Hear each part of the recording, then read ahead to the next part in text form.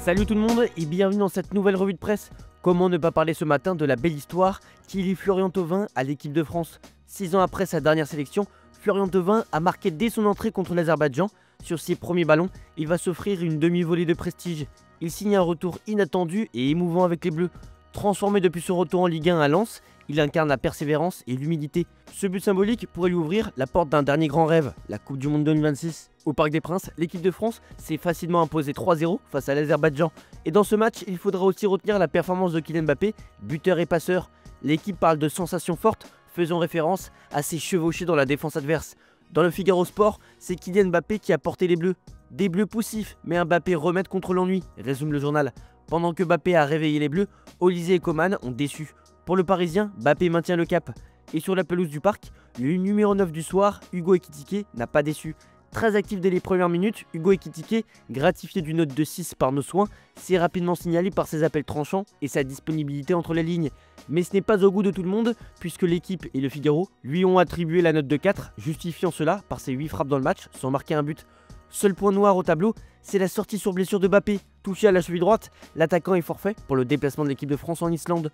Le capitaine des Bleus, déjà diminué avec le Real Madrid, va rentrer à Madrid pour soigner sa blessure. Didier Deschamps se veut rassurant et évoque une douleur sans gravité, mais nécessitant prudence. Invaincue après 3 victoires, l'équipe de France peut décrocher sa qualification pour la Coupe du Monde dès lundi.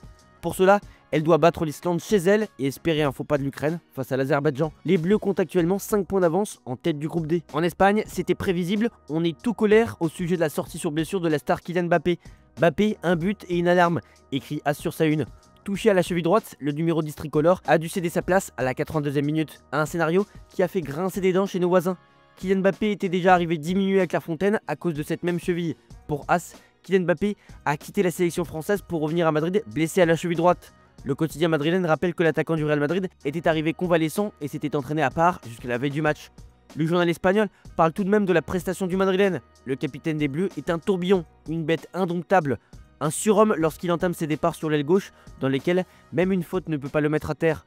Alors que tout semblait se diriger vers un 0-0 à la mi-temps, il a récupéré le ballon, a laissé 3 adversaires épinglés et d'un tir serré avec subtilité a signé un but mémorable qu'il a placé à seulement 4 buts du record de Giroud. De son côté, Marca choisit aussi de louer la performance de Mbappé. Le journal madrilène parle d'un Mbappé encore 10 sur 10 avec la France, auteur d'un but de génie, digne du Louvre et d'un début de saison tout simplement exceptionnel, avec 17 réalisations, toutes compétitions confondues. Mais la fin de ce papier sonne comme un avertissement. À 10 minutes de la fin, il a fait un geste vers le banc pour signaler qu'il ne pouvait plus continuer. Le Real Madrid n'a pas encore réagi, mais en tout cas la presse espagnole a déjà jugé la décision de faire jouer Mbappé, et pour eux, ça relève de l'irresponsabilité. Au sein de la Casablanca aussi, le sentiment de colère domine. Selon Marca, le staff médical avait fait part des problèmes physiques du Français, malgré sa convocation. L'équipe de France connaissait sa fragilité physique à cette fameuse cheville. Mbappé s'est d'ailleurs entraîné en marge en début de semaine, participant à sa première séance collective à la veille de la rencontre face à l'Azerbaïdjan seulement. Le voir jouer n'a pas surpris le Real, mais le voir jouer pendant la quasi-totalité du match, alors que le score était déjà acté face à un faible adversaire, oui. Au Real Madrid, il n'y avait rien qui ressemblait à un accord sur le nombre de minutes que Mbappé devait jouer avec la France. Mais il était surprenant qu'il ait joué presque tout le match, écrit le journal. On peut dire que la tension continue de monter entre la Fédération française de football et la direction madrilène au sujet de Mbappé. On s'inquiète aussi pour Franco Mastantuono, touché aux ischio-jambiers et qui sera absent pour le prochain match de l'Argentine contre Porto Rico, ce qui complique sa préparation pour la Coupe du Monde. Cette blessure intervient alors que le jeune joueur commençait à s'imposer avec le Real Madrid et à se rapprocher de l'équipe nationale.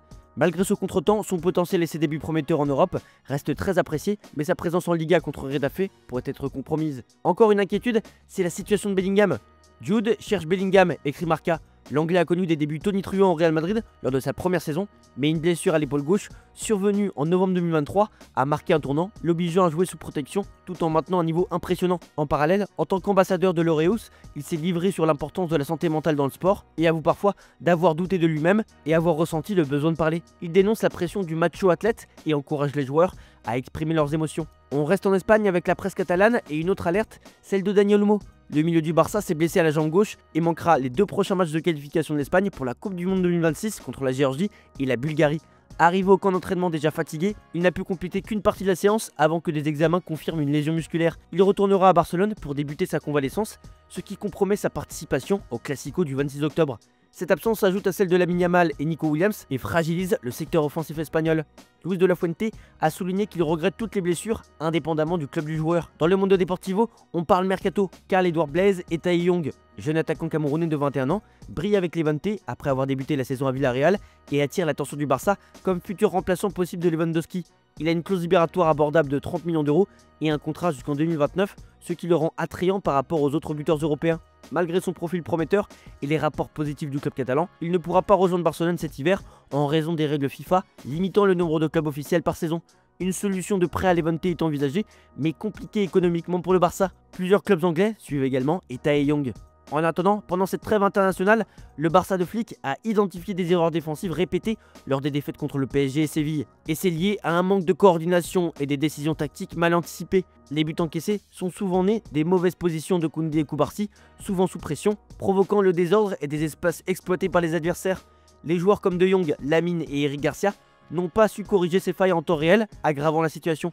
Cette désorganisation a alimenté un manque de confiance visible à Séville, où la fatigue a amplifié les erreurs collectives. Flick et son staff travaillent désormais à corriger ces lacunes avant les prochains matchs. Dans les autres matchs de la soirée, l'Allemagne a battu le Luxembourg 4-0 avec un doublé de Joshua Kimmich et des buts de David Raum et Serge Gnabry, consolidant la différence de but dans le groupe de qualification pour la Coupe du Monde 2026. La surprise est venue d'Irlande du Nord qui a battu la Slovaquie 2-0, ce qui laisse 3 équipes à 6 points. Kimmich, habituellement milieu de terrain, a été repositionné latéral droit par Julian Nagelsmann après l'échec de Namdi Collins. Sa performance a été décisive et a souligné son rôle clé dans l'équipe, cumulant désormais 10 buts internationaux. Cette victoire et le rendement de Kimmich renforcent la confiance de l'Allemagne avant le déplacement à Belfast lundi. Dans la presse en Angleterre, on fait un focus sur un joueur qui est passé au pays.